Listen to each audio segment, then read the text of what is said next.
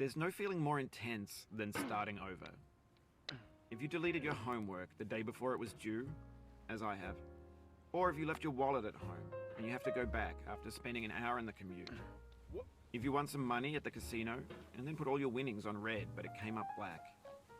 If you got your best shirt dry cleaned before a wedding and then immediately dropped food on it.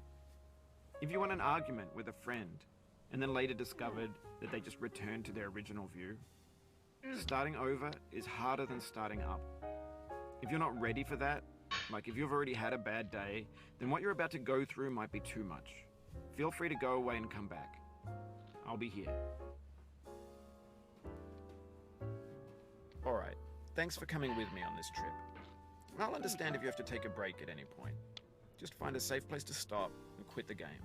And don't worry, I'll save your progress, always, even your mistakes. This game is a homage to a free game that came out in 2002, titled Sexy Hiking. The author of that game was Jazuo, a mysterious Czech designer who was known at the time as the father of B games. And B games are rough assemblages of found objects. Designers slap them together very quickly and freely, and they're often too rough and unfriendly to gain much of a following. They're built more for the joy of building them than as polished products.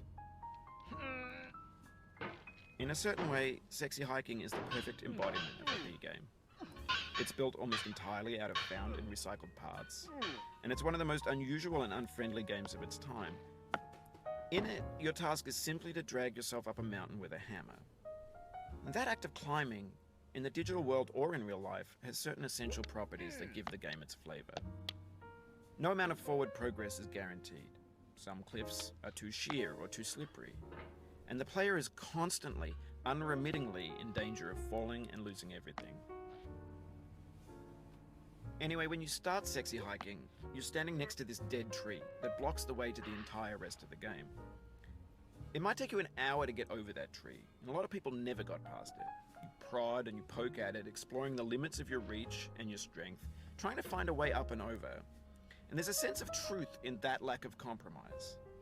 Most obstacles in video game worlds are fake. You can be completely confident in your ability to get through them once you have the correct method or the correct equipment or just by spending enough time. In that sense, every pixelated obstacle in Sexy Hiking is real. The obstacles in Sexy Hiking are unyielding, and that makes the game uniquely frustrating. But I'm not sure Jazuo intended to make a frustrating game. The frustration is just essential to the act of climbing, and it's authentic to the process of building a game about climbing. A funny thing happened to me as I was building this mountain. I'd have an idea for a new obstacle, and I'd build it, test it, and it would usually turn out to be unreasonably hard. But I couldn't bring myself to make it easier. It already felt like my inability to get past the new obstacle was my fault, as a player rather than as a builder. Imaginary mountains build themselves from our efforts to climb them, and it's our repeated attempts to reach the summit that turns those mountains into something real. When you're building a video game world, you're building with ideas, and that can be like working with quickset cement. You mold your ideas into a certain shape that can be played with, and in the process of playing with them, they begin to harden and set until they're immutable, like rock. And at that point, you can't change the world, not without breaking it into pieces and starting fresh with new ideas. For years now, people have been predicting that games would soon be made out of prefabricated objects, bought in a store and assembled into a world. And for the most part, that hasn't happened, because the objects in the stores are trash. I don't mean they look bad or that they're badly made, although a lot of them are. I mean they're trash in the way that food becomes trash as soon as you put it in the sink. Things are made to be consumed and used in a certain context, and once the moment is gone, they transform into garbage. In the context of technology, those moments pass by in seconds. Over time, we've poured more and more refuse into this vast digital landfill that we call the internet. It now vastly outnumbers and outweighs the things that are fresh and untainted and unused. When everything around us is cultural trash, trash becomes the new medium, the lingua franca of the digital age. And you can build culture out of trash, but only trash culture. B games, B movies, B music, B philosophy. Maybe this is what digital culture is. A monstrous mountain of trash, the ash heap of creativity's fountain. A landfill with everything we ever thought of in it. Grand, infinite, and unsorted.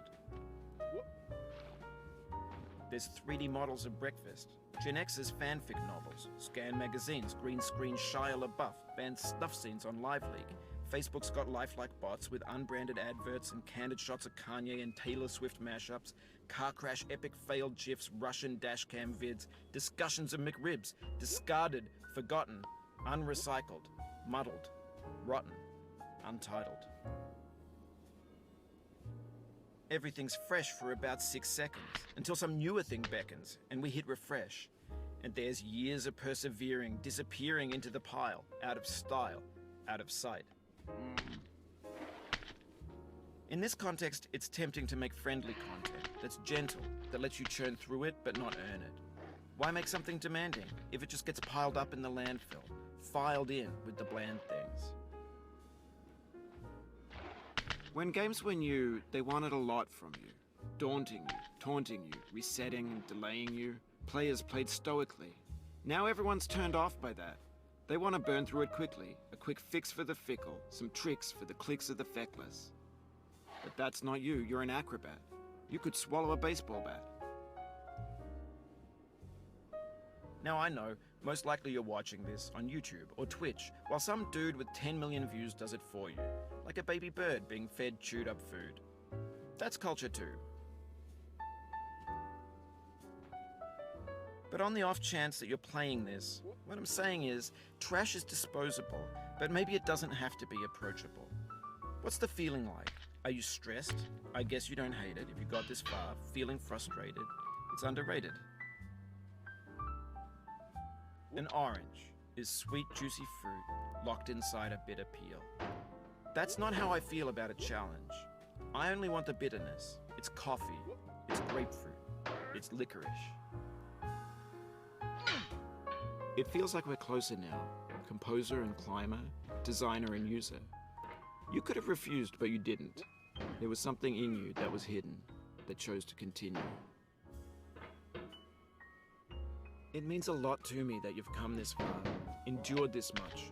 Every wisecrack, every insensitivity, every setback you've forgiven me is a kingly gift that you've given me. We have the same taste, you and I. It's not ambition, it's ambition's opposite. An obdurate mission to taste defeat. You'll feel bad if you win, so I put this snake in for you. Have you thought about who you are in this? Are you the man in the pot, Diogenes? Are you his hand? Are you the top of his hammer? I think not. Where your hand moves, the hammer may not follow, nor the man, nor the man's hand. In this you're his will, his intent, the embodied resolve in his uphill ascent. Now, you've conquered the ice cliff, the platforms, the church, and the rectory, the living room and the factory.